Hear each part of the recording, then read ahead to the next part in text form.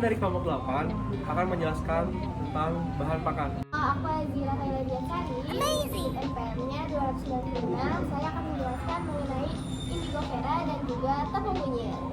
Nama aku Rizka Eni Nabila, 3 digit NPM terakhir aku 280. Aku bakal jelasin tentang pecahan biji jagung dan biji jagung. Halo, perkenalkan nama aku Nova Pranita Magifari dengan 3 digit NPM terakhir 291.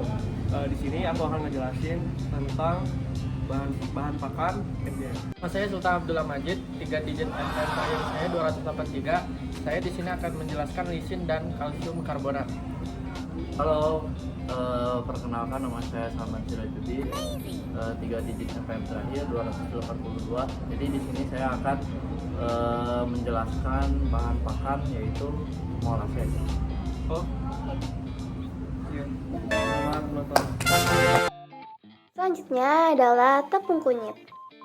Nama ilmiah dari tepung kunyit adalah Curcuma domestica Val.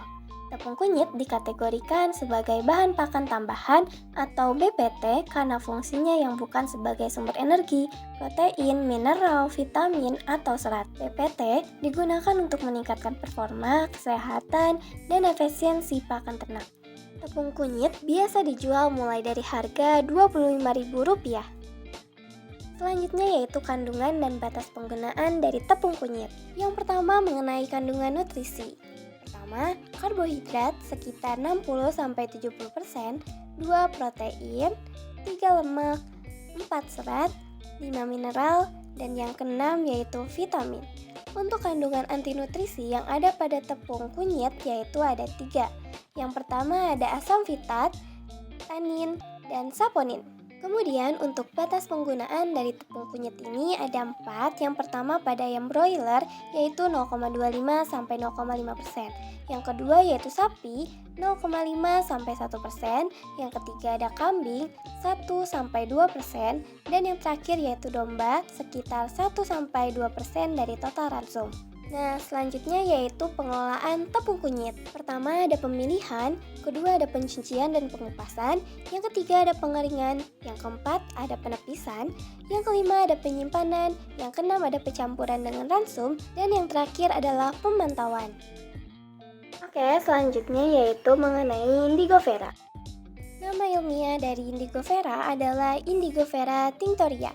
Biasanya pada peternakan yang digunakan seringkali yaitu Indigofera zolingeriana. Indigofera zolingeriana adalah tanaman legum yang memiliki kandungan protein yang tinggi dan mudah dicerna oleh ternak. Selain itu, tanaman ini juga kaya akan fosfor dan juga kalsium. Sehingga Indigofera termasuk dalam kategori leguminosa dan masuk ke dalam kelas pakan hijauan atau hijauan segar. Biasanya Indigofera dijual mulai dari harga Rp8.000.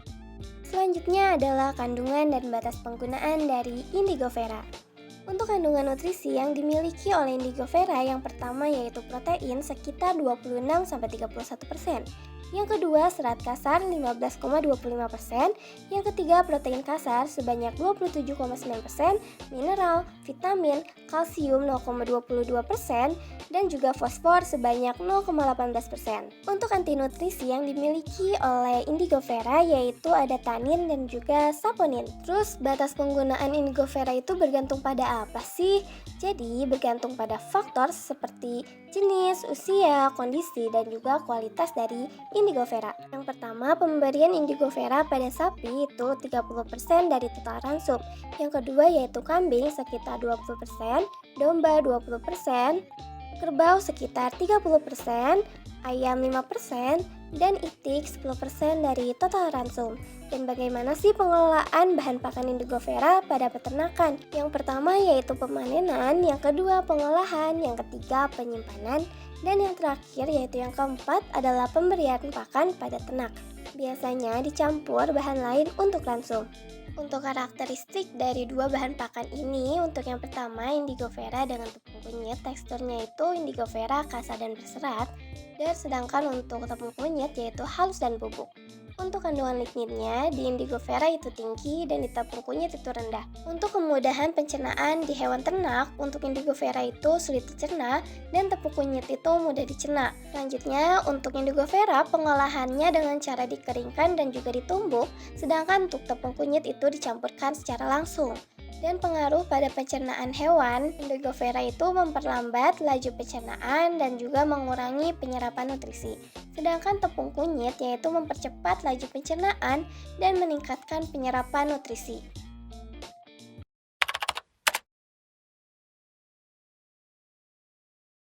Bahan pakan selanjutnya yaitu biji jagung. Jadi tanaman jagung bernama ilmiah Zea mays dan biji jagung disebut Caryopsis, yaitu dinding ovari menyatu dengan kulit biji atau testa membentuk dinding buah. Biji jagung sering disebut the king of cereal dan merupakan bahan pakan yang baik untuk semua jenis ternak. Biji jagung ini termasuk ke kelas bahan pakan yang keempat yaitu sumber energi.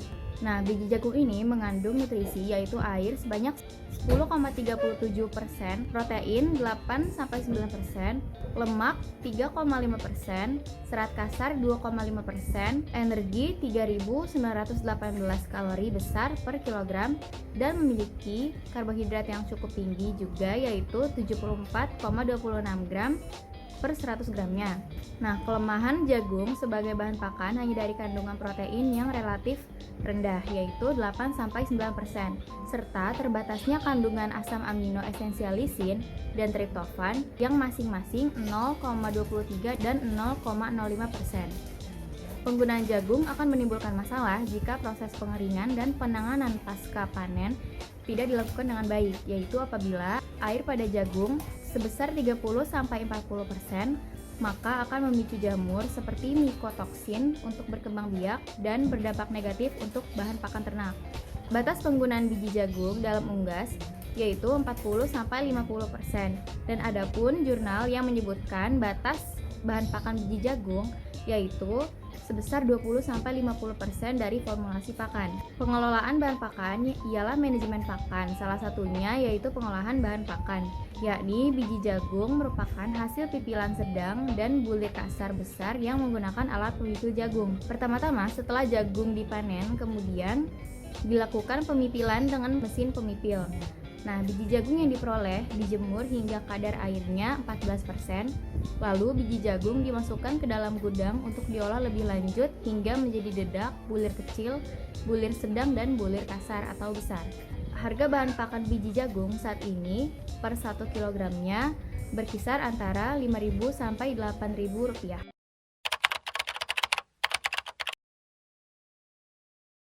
Bahan pakan selanjutnya yaitu pecahan jagung. Jagung bernama ilmiah Zea mays ialah salah satu tanaman pangan penghasil karbohidrat yang terpenting di dunia, selain gandum dan padi. Terdapat model jagung yang berbeda-beda.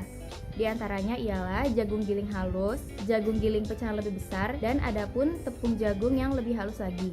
Jagung termasuk kelas bahan pakan keempat yaitu sebagai sumber energi. Kandungan nutrisinya yaitu mengandung 8-9% protein, 3,5% lemak, 2,5% serat kasar, energi 3.918 kalori besar per kilogramnya, dan contohnya pada ternak unggas seperti ayam dengan kandungan energi jagung yang cukup tinggi, maka petelur lebih butuh jagung, maka ayam petelur lebih butuh jagung untuk menjaga kestabilan bertelurnya daripada ayam broiler.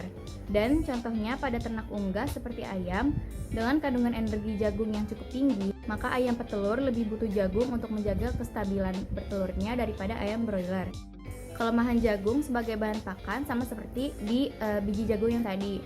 Jadi hanya dari kandungan protein yang relatif rendah yaitu 8-9%, serta terbatasnya kandungan asam amino esensial lisin yaitu 0,23% dan triptofan 0,05%. Dan sama juga seperti biji jagung tadi, penggunaan jagung akan menimbulkan masalah jika proses pengeringan dan penanganan pasca panennya tidak dilakukan dengan baik. Jadi jika air pada jagung tersebut terdapat 30-40%, maka akan memicu munculnya jamur seperti mycotoxin untuk berkembang biak dan berdampak negatif untuk bahan pakan ternak. Nah, pengolahan pecahan jagung yaitu menggunakan mesin pemecah jagung dengan motor listrik. Jadi motor listrik dijalankan dan setelah putaran motor stabil, lalu letakkan butiran jagung pipil ke dalam corong penampang jagung. Kemudian, jagung yang sudah dipipil akan masuk ke rumah penggiling jagung yang di bawahnya terdapat pisau penghancur dan jagung akan keluar melalui corong dan membentuk pecahan jagung yang sudah tergiling. Harga bahan pakan pecahan jagung pada saat ini ialah berkisar antara 7.000 sampai 30.000 per kilogramnya, tergantung jagung tersebut halus atau kasarnya.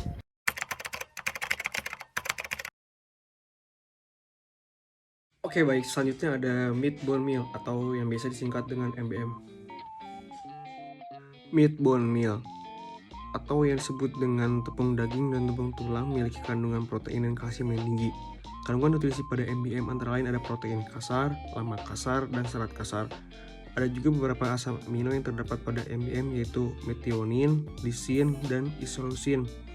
Penggunaan MBM sebagai bahan pakan hewan mengandung risiko terkontaminasi BSE, sehingga diperlukan proses pengolahan yang lebih baik agar mengurangi risiko kontaminasi MBM terdapat mikroorganisme yang dapat membahayakan baik untuk manusia maupun hewan. Pada umumnya, bahan pakan ini dijual dengan harga mulai dari 13.000 per kilonya. Lalu selanjutnya ada pengolahan MBM. Pengolahan bahan pakan meat bone meal. Yang pertama ada perebusan daging dan tulang. Nomor 2 ada pengeringan, bisa menggunakan oven, matahari, atau dan lainnya. Nomor 3 ada penggilingan. Dan selanjutnya ada pencampuran dengan bahan lain sesuai dengan kebutuhan. Nomor 5 pemberian atau berikan MBM kepada ternak secara bertahap, mulai dari dosis rendah dan tingkatkan secara perlahan sesuai dengan kebutuhan ternak tersebut.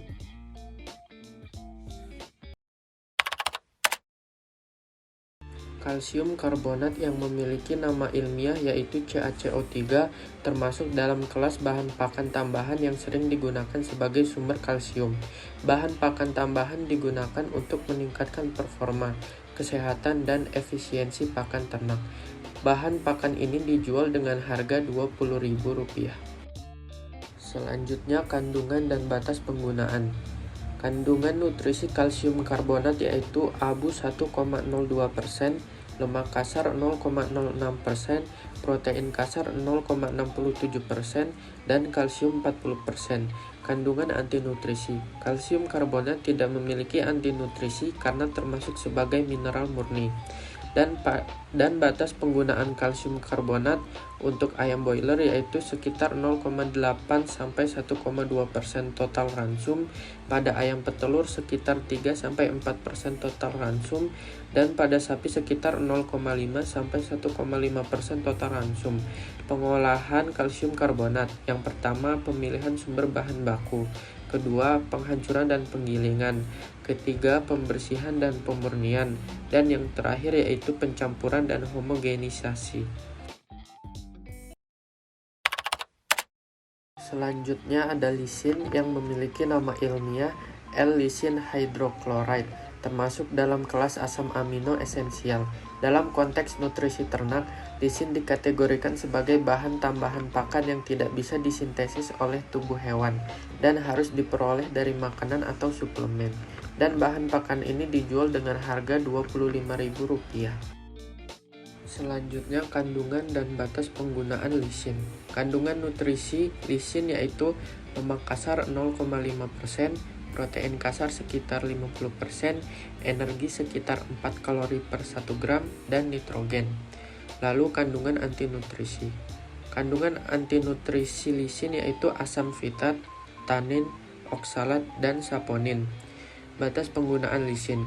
Ayam boiler sekitar 1-1,2% total ransum.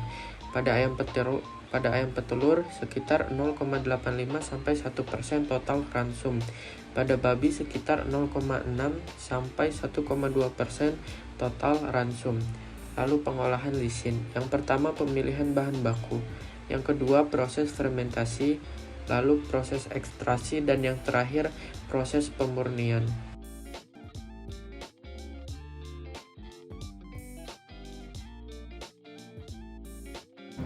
Nah, tadi kan kelompok kita udah ngejelasin nih satu-satu dari kita, dari mulai bahan pakan yang pertama sampai yang ke-8. Sudah cukup penjelasan dari kami. Terima kasih semuanya. Assalamualaikum warahmatullahi